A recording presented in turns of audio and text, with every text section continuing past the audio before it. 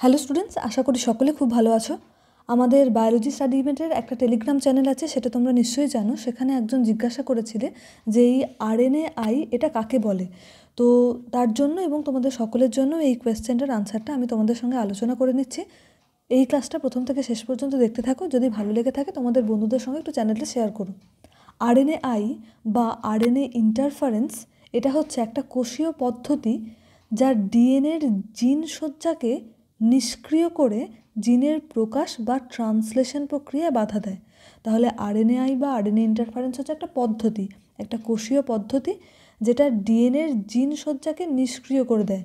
ডিএনএর একটা ক্ষুদ্র অংশকে বলা হয় জিন, সেই জিন সজ্জাটাকে নিষ্ক্রিয় করে দিচ্ছে। যদি জিন সজ্জাকে নিষ্ক্রিয় করে তাহলে তার প্রকাশ ক্ষমতাটা অর্থাৎ ট্রান্সলেশন প্রক্রিয়ায় বাধা দেয়।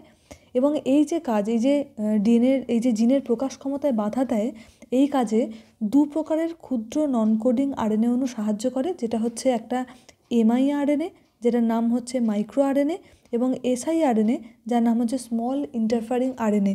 ঠিক আছে। আর এই যে RNAi যেটাকে বললাম এটা একটা কোষীয় পদ্ধতি, এই পদ্ধতিটাকে জিন সাইলেন্সিংও বলা হয়। ঠিক আছে, এই হচ্ছে RNAi পদ্ধতি। এই কোয়েশ্চেনের আনসারটা যদি বুঝতে না পেরে থাকো তাহলে অবশ্যই আমাকে জানিও এই ভিডিও নিচে কমেন্ট করে, বা আমাদের টেলিগ্রাম চ্যানেলের লিঙ্ক প্রত্যেকটা ভিডিও ডেসক্রিপশন বক্সে দেওয়া থাকে, সেখানেও তোমরা জয়েন হয়ে আমাকে জানাতে পারো। সকলে খুব ভালো থেকো, দেখা হবে পরের ক্লাসে।